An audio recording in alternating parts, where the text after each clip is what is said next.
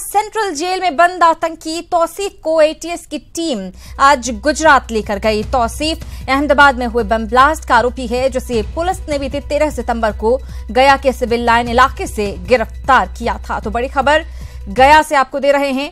Ahmedabad blast का आरोपी तौसीफ, जिसे गया सेंट्रल जेल में बंद रखा गया था, उसे आज एटीएस की टीम गुजरात लेकर गई है।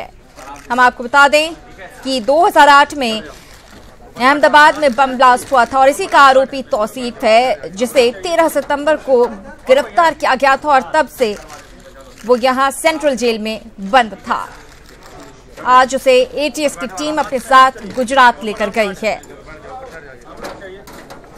गया पुलिस के द्वारा पिछले दिनों आप लोगों को पता ही होगा कि तौसीफ को, जो बहुत बड़ा टेररिस्ट था, वहाँ के गुजरात के कई सारे बम ब्लास्ट केस में वांटेड था, उसको यहाँ पे अरेस्ट किया गया था।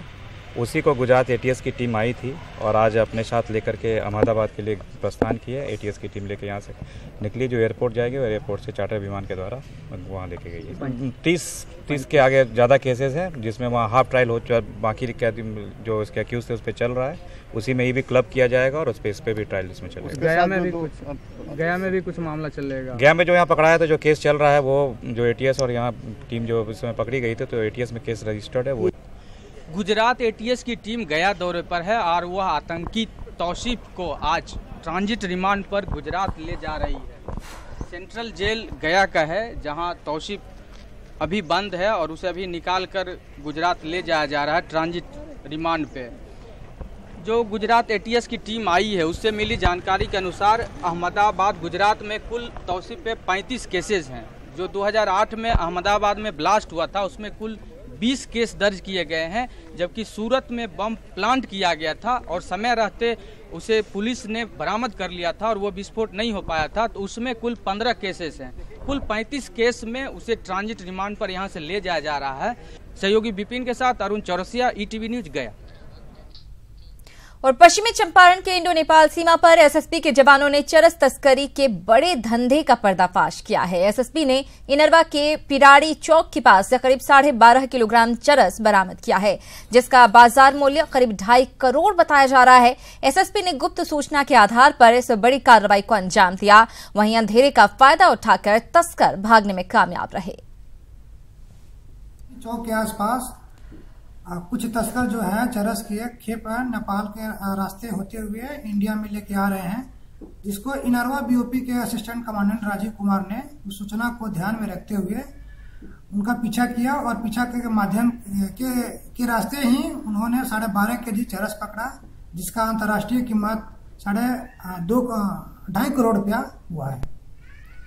और हमारे साथ हमारे सहयोगी प्रफुल्ल जुड़ गए हैं। प्रफुल्ल, ये अच्छी बात है कि चरस बरामद कर लिया गया है, लेकिन ये भी एक सवाल है कि इस तरह की घटनाएं रुक नहीं रही हैं। जी श्री रामदा, बिल्कुल ये बात है कि घटनाएं जो हैं, इस तरह के जो तस्करी का जो खेल है वो भारत नेपाल सीमा पर आम है, बिल्कुल आम है। वो गुप्त सूचना जब एसएसबी को मिली तो कल देर रात एसएसबी ने यह कार्रवाई की है। हालांकि तस्कर इसमें नहीं पकड़े गए, तस्कर फरार होने में कामयाब हो गया। अंधेरा काफी था। इनरवा बीओपी के जवानों ने तस्कर को चरस को जब्त कर लिया और जब्त चरस को जो है इनरवा पुलिस को हैंड ओवर कर दिया आगे कार्रवाई के लिए। लेकिन ये सीमा जो है, क्योंकि खुला बॉर्डर है भारत नेपाल का, इस बॉर्डर पे आए दिन तस्करी होती है, गांजे की हो, मादक पदार्थों की तस्करी बेरोक टोक जारी होती है। कुछ एक ऐसे खेप होते हैं जिनकी बरामदगी हो पाती है, जिन्हें एसएसबी द्वारा पकड़ा जाता है या लोकल पुलिस द्वारा भी पकड़ा जाता है। लेकिन इस इंडो नेपाल बॉर्डर पर जो है वो खुले बॉर्डर का लाभ तस्कर उठाते हैं और बड़ी संख्या में, बड़ी व्यापक पैमाने पे यहाँ पे तस्करी की जाती है। बिल्कुल व्यापक पैमाने पर तस्करी जारी है। शुक्रिया प्रफुल्ल इस जानकारी के लिए। उधर मुजफ्फरपुर में उत्पाद विभाग की टीम ने शराब के अवैध धंधे के खिलाफ बड़ी कार्रवाई करते हुए करीब 1 करोड़ रुपए मूल्य की विदेशी शराब जब्त की है। मामला मोतीपुर थाना क्षेत्र के कलकलिया चौक के पास का है, जहां भूसा लदे ट्रक में 300 कार्टन विदेशी शराब छिपाकर रखी गई थी। मौके से शराब के साथ 2 धंधेबाजों को भी गिरफ्तार किया गया है।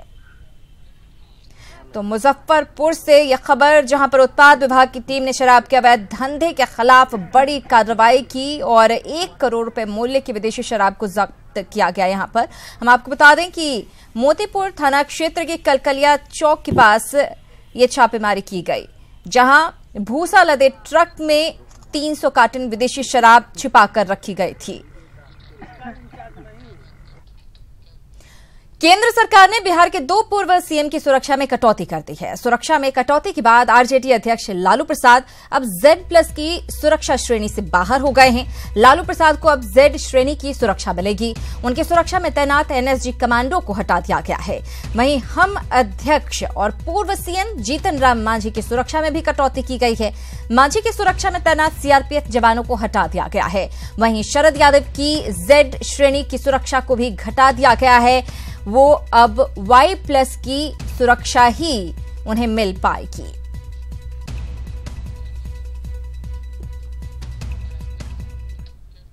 और आरजेडी के नेता तेजस्वी यादव ने लालू की सुरक्षा में कटौती पर कहा है कि बीजेपी और नीतीश कुमार के हिट लिस्ट में लालू हैं और उनके पिता की हत्या कराई जा सकती है। वहीं तेजस्वी के बड़े भाई तेज प्रताप ने भी कहा कि उनके पिता की भी जान की कीमत है, उनकी हत्या कराई जा सकती है। हालांकि इस दौरान उन्होंने पीएम मोदी पर अपशब्द का इस्तेमाल किया। बीजेपी और नीतीश जी के हिट लिस्ट में सबसे आगे लालू जी का नाम है, तो हमें शंका है कि उसी प्रकार ये लोग कॉन्स्पिरेसी के तहत लालू जी की हत्या ना करा दें।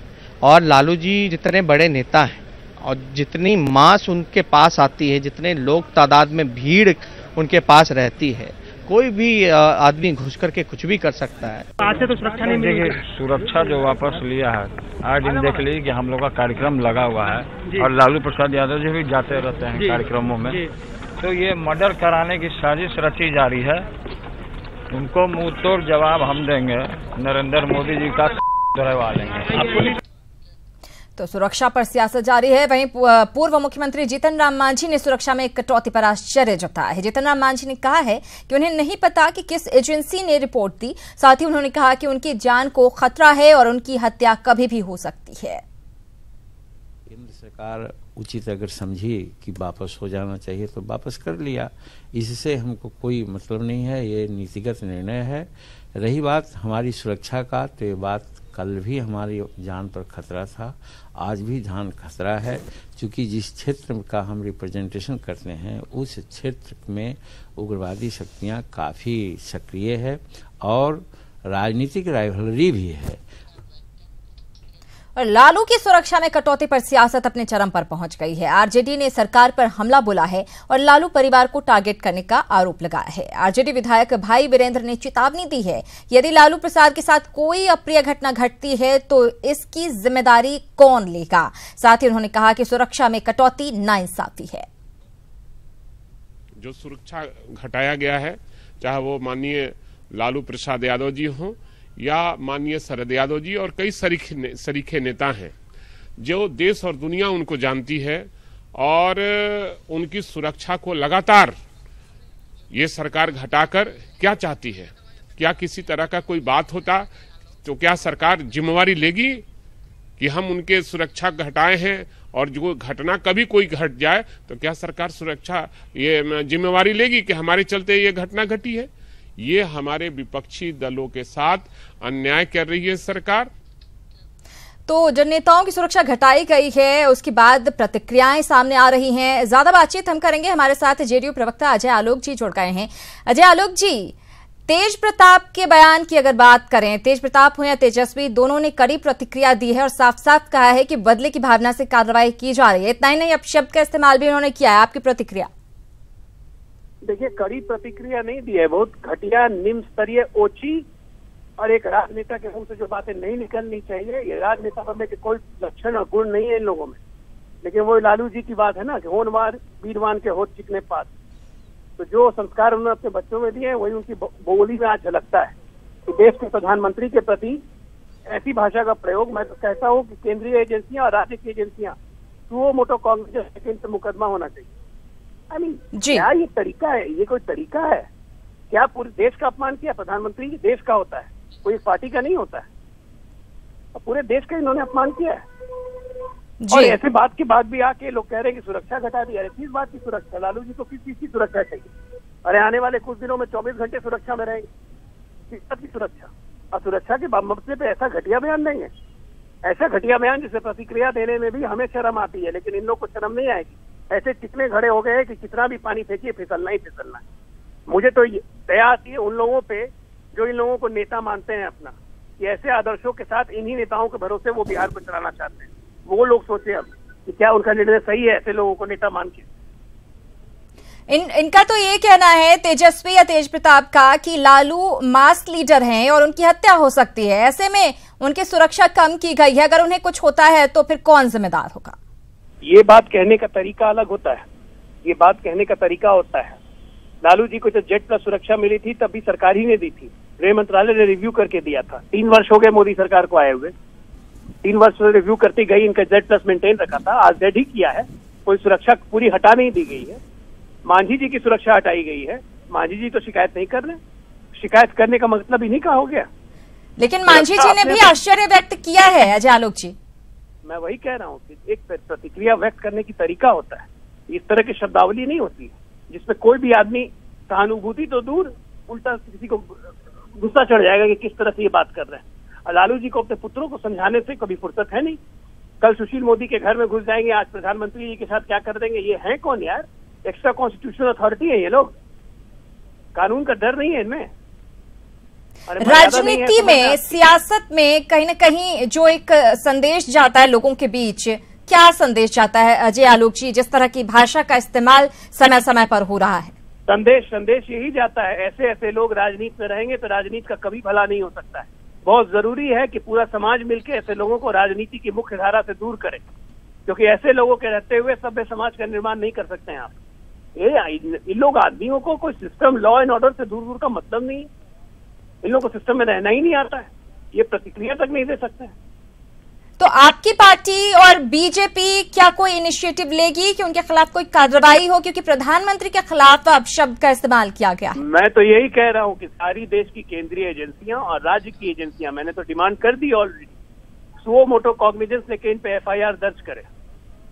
जी, बहुत शुक्रिया अजय आलोक जी हमारे साथ जुड़ने के लिए और इस बातचीत के लिए। तो अजय आलोक ने तीखी प्रतिक्रिया दर्ज करवाई है तेज प्रताप ने जिस भाषा का इस्तेमाल मीडिया के सामने प्रधानमंत्री के लिए किया है। हम आपको बता दें, लालू प्रसाद की सुरक्षा में कटौती को लेकर उनसे प्रतिक्रिया मांगी गई थी और इसी दौरान उन्होंने अब शब्द का इस्तेमाल किया प्रधानमंत्री के लिए। और जैसा कि अजय आलोक कहते नजर आए कि विरोध करने का भी एक तरीका होता है। जाहिर तौर पर राजनीति में आप हैं, न जाने कितने हजार लाख जनता का प्रतिनिधित्व आप कर रहे हैं, और ऐसे में अगर आप इस तरह की भाषा का इस्तेमाल करते हैं तो आप खुद सोचिए कि क्या संदेश आप जनता के बीच दे रहे हैं। जो एक आम धारणा है कि पॉलिटिक्स डर्टी है, कहीं ना कहीं लोगों का विश्वास और पुख्ता होता जाता है। और आरजेडी और जेडीयू के नेताओं के बीच तीखी बयानबाजी का दौर इस बीच जारी है और दोनों दल के नेता अपने तीखे बयान से एक दूसरे को घायल करने में लगे हुए हैं। अब जेडीयू नेता ने लालू प्रसाद की सुरक्षा को कम करने के केंद्र के फैसले को सही ठहराया है और कहा लालू खुद दबंग है, उन्हें सुरक्षा की जरूरत नहीं। संजय प्रसाद ने कहा कि लालू प्रसाद को तिहाड़ जेल जाना है और वहां काफी सुरक्षा पहले से है। इंसानी प्रवृत्ति नहीं है इनमें, ये तो इतने बड़े डरपोक हैं कि आज इनको पता चल रहा होगा। केंद्र सरकार ने इनको जो NSG या स्पेशल जो Z+ श्रेणी का जो सिक्योरिटी दिया है, इतना दिन केंद्र सरकार का मेहरबानी था, लेकिन आज उनको सिक्योरिटी हटाया तो इनको सिक्योरिटी क्यों चिंता थी? तिहाड़ जेल में तो बहुत सिक्योरिटी है, तिहाड़ जेल तो इंतजार कर। प्रदेश में बदले सियासी समीकरणों के बीच बिहार विधानमंडल का शीतकालीन सत्र आज से शुरू हो गया। हालांकि सत्र के पहले दिन सदन में दिवंगत हस्तियों को श्रद्धांजलि दी गई, जिसके बाद सदन की कार्यवाही कल तक के लिए स्थगित कर दी गई। सदन की कार्यवाही 1 दिसंबर तक चलेगी और सरकार इस सत्र में कई विधेयकों को पारित कराने की कोशिश करेगी। वहीं सत्र के पहले ही दिन विपक्ष के तेवर काफी तल्ख दिखे। विधेयक 2017 अनुमति की तिथि 30/8/20। वहीं शोक प्रकाश के बाद बिहार विधान परिषद की कार्यवाही भी कल तक के लिए स्थगित कर दी गई। विधान परिषद में विपक्ष का तेवर काफी तल्ख दिखा। इस दौरान पूर्व सीएम राबड़ी देवी ने कहा कि नीतीश सरकार में सिर्फ घोटाले ही घोटाले हो रहे हैं। राबड़ी देवी ने लालू प्रसाद और मांझी की सुरक्षा घटाए जाने के मुद्दे पर भी केंद्र सरकार पर निशाना साधा। पूरा मुद्दा है हम लोग के, बाकी सरकार डर के मारा 4 दिन के लिए शासन बुलाया है। लालू जी का सुरक्षा घटावे चाहे कोई का घटावे, भगवान है हम लोग के ऊपर, बिहार के जनता है, जनता रक्षा करेगा। हम लोग मांझी तो वो लोग के पार्टी में है, क्यों हटाया गया? उनको नहीं हटाना चाहिए था मांझी जी को। में बिहार विधानमंडल की कार्यवाही शुरू होने से पहले विपक्षी सदस्यों ने सदन के बाहर जमकर हंगामा किया। विपक्षी सदस्यों ने सीएम नीतीश कुमार और डिप्टी सीएम सुशील मोदी का मुकुट पहनकर बिहार में बढ़ते अपराध और भ्रष्टाचार के मुद्दे पर सरकार के खिलाफ नारेबाजी की। विपक्षी सदस्यों ने सरकार पर शौचालय और सृजन घोटाले का आरोप लगाते हुए सदन के बाहर हंगामा किया।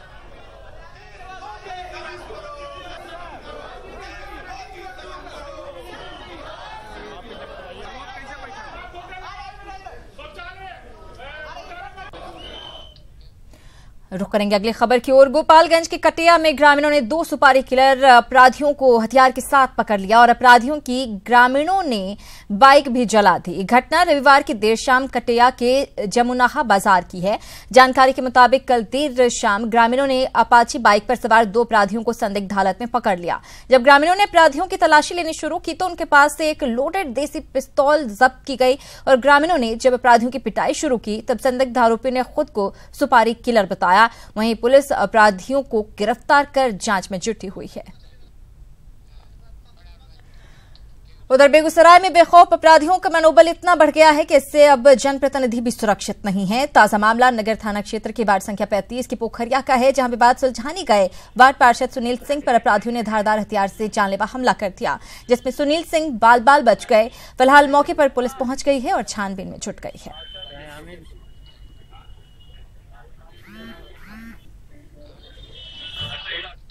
और गोपालगंज में मनरेगा योजना में बच्चों से मजदूरी करवाई जा रही है। यहां जिन मासूमों के हाथ में कलम कॉपी होनी चाहिए उन्हें फावड़ा और कुदाल थमा दिया गया है। पूरा मामला बरौली प्रखंड के हाई स्कूल लरौली मैदान का है, जहां मनरेगा के तहत मिट्टी भराई का काम चल रहा है। मिट्टी भराई के इसी काम में 4 मासूम को लगाया गया है। एटीवी ने जब इस खबर के बारे में श्रम अधीक्षकों को जानकारी दी तो अधीक्षक ने इसे शर्मनाक बताया और कहा कि मामले में दोषी पीआरएस के खिलाफ कार्रवाई की जाएगी। कह रहे हैं कि माटी बराबर करना है तो हम लोग के तो सर पैसा काम है आएंगे। तो कितना पैसा मिलेगा आप लोगों को मिट्टी भरेंगे तो? 250 रुपये देगा। ये काम तो मनरेगा के तहत हो रहा है मिट्टी भरने का। आपने जो मुझे जानकारी दी इसके लिए बहुत बहुत धन्यवाद। आप जो है प्रशंसा के पात्र हैं। मैं तुरंत वहाँ पे पदस्थापित अपने श्रम प्रवर्तन पदाधिकारी के माध्यम से अभी तुरंत इस बाबत जाँच करवाता हूँ और दोषी पीआरएस के विरुद्ध भी जो है कड़ी से कड़ी कार्रवाई की जाएगी। और अब खबर पूर्वी चंपारण से, जहां विदेशी मेहमानों की हत्या हो रही है। हम बात कर रहे हैं बेजुबान पक्षियों की। सरोतर झील में ठंड आने के साथ ही हजारों साइबेरियन पक्षी आते हैं, लेकिन वन विभाग की नाक के नीचे प्रवासी पक्षियों का धड़ल्ले से शिकार किया जा रहा है। ये रिपोर्ट देखिए।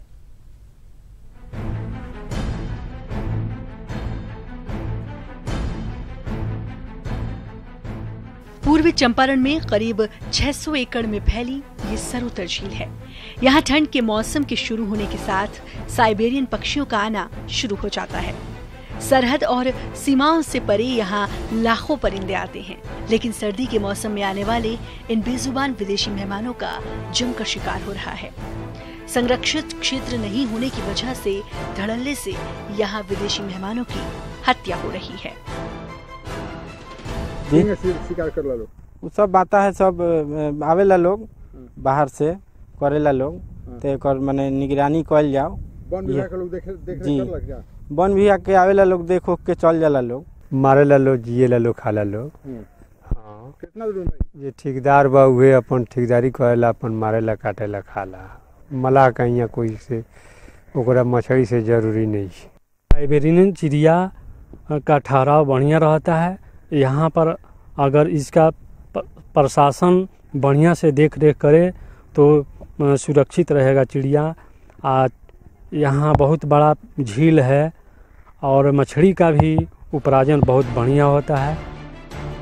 पक्षियों के जानकार बताते हैं कि विदेशों से आने वाले पक्षियों के संरक्षण की यहाँ कोई व्यवस्था नहीं है, जबकि इन्हें संरक्षित करने और पर्यटन के तौर पर बढ़ावा देने से क्षेत्र का विकास संभव है। में बहुत चिड़िया जहर वर दे के साथ मार दिया था, लोग बहुत मर गया था। सैकड़ों चिड़िया जो विदेशी चिड़िया साइबेरिया इससे आती है और यहीं यहाँ व्यवस्था है। चिड़िया प्रजनन खास करके वो जहाँ से आती है वहाँ पर वहाँ का क्लाइमेट उसके लिए नहीं होता है, यहाँ अच्छा लगता है, इसलिए सारा चिड़िया यहीं आ जाती है। वहीं विदेशी मेहमानों की हत्या पर वन विभाग चुप्पी साधे हुए है। विभाग संसाधन की कमी का रोना रो रहा है। सुरक्षा के लिए ये आता है आपका अरेराज रेंज में, वहाँ के रेंज ऑफिसर प्लस वहाँ के, अभी ऐसे तो स्टाफ की बहुत कमी है, लेकिन फिर भी जो भी कैटल गार्ड डेली बेजेज पे काम कर रहा है, प्लस फॉरेस्टर है, गार्ड जो भी है, एग्जिस्टिंग जो भी ऑर्गेनाइजेशन है अभी, उसमें हम लोग उसको कभी कभी प्रोटेक्शन कराते हैं। साइबेरियन पक्षियों का शरण स्थली सरोतर मन करीब 600 एकड़ में फैला है, लेकिन इसमें मात्र 40 एकड़ जमीन ही सरकारी है, जिस कारण सरकार की पूरी नज़र यहाँ नहीं पड़ रही है। शिकारियों का यहाँ तांता लगा रहता है, शिकारी यहाँ आते हैं और साइबेरियन पक्षी जो यहाँ बाहर से आते हैं उसकी शिकार धड़ल्ले से हो रही है। बड़ी संख्या में यहाँ साइबेरियन पक्षी आते हैं और धड़ल्ले से शिकार होना सरकार के कार्य पर प्रश्न चिन्ह खड़ा करता है। Mukesh Sinha, ETV news, Motihari. उधर सीवान में वीडियो कॉन्फ्रेंसिंग के जरिए हुई शादी जिले में चर्चा का विषय बनी हुई है। यहां के हुसैनगंज थाने में वीडियो कॉन्फ्रेंसिंग से शादी करवाई गई है। जावेद खान सऊदी में प्राइवेट जॉब करता है और पंजाब की रहने वाली मम्पी कौर की शादी वीडियो कॉन्फ्रेंसिंग के जरिए की गई। दरअसल जावेद खान जब पंजाब में नौकरी करता था तभी मम्पी कौर से इश्क करने लगा। लड़की ने सीवान पहुंचकर लड़के का घर ढूंढा और फिर पुलिस की मदद से दोनों की शादी वीडियो कॉन्फ्रेंसिंग के जरिए करवाई गई।